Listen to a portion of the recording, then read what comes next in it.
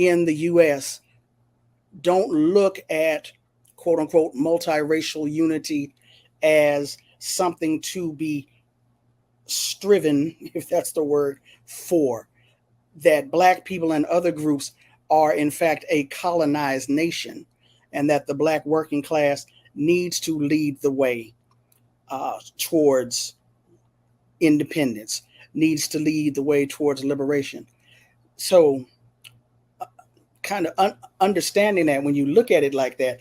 And I remember the longshoremen in Oakland in particular, when it came to actions around Mumia Abu-Jamal, yes, when it came to actions around Occupy, when it came to actions around Oscar Grant, Oakland, the Bay Area got shut down. Didn't nothing happen. And all praises and appreciation toward that. August is known as Black August. I did not know. I just found out recently that August is also, I think, Black Business Month. One of the key things I think people need to talk more about during Black August is when the brothers in the California penal system, and I'm sure you're familiar with this, when they commenced commemorating, honoring their fallen comrades, they did not purchase from the prison commissary, what they call the canteen. They stayed away. And many times when it comes to Black people and our quote unquote buying power, shout out to Jared Ball, we talk about how we can better harness our buying power or our dollars. And I'm thinking that we need to have a general strike. We need to pull out. We need to stay away from, as opposed to spending money in a targeted manner. How about we not spend? So that's why I wanted to talk with you today and couch this around the language of a general strike. But basically giving you all of that background. We're using different terminology because a strike doesn't have to do with spending in my book, right? And so just so that we know, that's just. Well, I guess I'm talking about a boycott. I guess I'm talking basically a boycott. Yeah, and I've got a couple things to say about that. Okay. So I'm going to try to go quick, but yes, sir. Okay. Yes. So when I was first getting radicalized, one of the things I did was get involved in the in helping to organize farm workers in the Central California Valley, right? And it was a group called the Anti-Racist Farm Workers Union. So I was in Delano and McFarland, right? Wasco, stuff like that, right?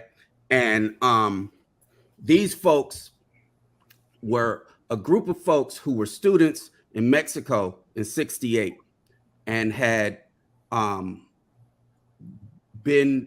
survived the massacre that happened there, right? And instead of what happens to some folks that are fleeing repression, they go to another country and they kind of hide out. They were like, well, no, if we're going to the US, we want to go where we can still help make the revolution happen.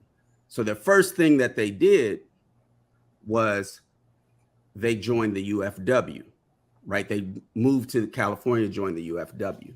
Okay. And the UFW at the time, I want to preface this by saying UFW does not have these same politics and has gone through a transformation since then. But at the time, and they, at the time, they, joined under Cesar Chavez, and Cesar Chavez, they were working against undocumented workers.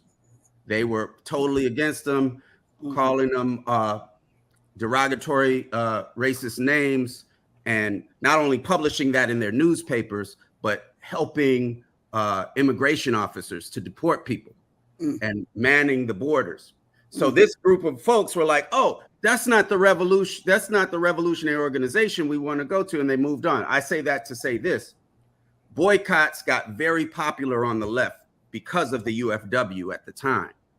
And the reason that one of the reasons that the UFW called for boycotts and why it got so popular, boycott grapes at the time, was because they couldn't organize in the fields because most of the workers were undocumented workers. Now, that's only part of the story, and I'm not saying the whole thing. Like I said, in the 70s, later on, they went through a massive transformation and repudiated all that stuff. But that's what that's so I would say this: boycotts got popular as a replacement for strikes. Okay. And the reason why I think that it is not necessarily the way to go is because I also point to, I think it was Earl O'Farry Hutcherson had a study of this boycott of Coca-Cola that happened in the late 70s, early 80s, and talked about how and showed how they had this massive thing because Coke was they were doing something terrible to Black liquor store owners. And so the idea was they did this massive campaign, that Jesse Jackson was a part of and publicized, don't buy Coke and this and that. And it was like people were, and according to this, a lot of people were very involved in that. And there was this massive thing. And in the end, Coke changed whatever their deal was they were doing with Black liquor store owners. But the truth about it is, we put in that thing, was that the amount of money that lost Coca-Cola was the same as their discretionary fund for 1 year. So the amount of financial pain you can inflict, even when you have this massive campaign with, somewhat popular figures in it, is nowhere near as much as you can inflict when you stop it at the point of production. Withhold labor power. Yeah. And the thing is, it's harder because with the boycott, a lot of people can kind of feel good. The people that would be the best organizers are now feeling like they did their thing because they're not buying this and they are buying this. And it kind of gets us this sort of easily connectable thing. But all the listeners know it's, and you get to connect with people that already think the way you think, right? And the people that don't agree with it, they can just buy their stuff and you'll never know, right? Right.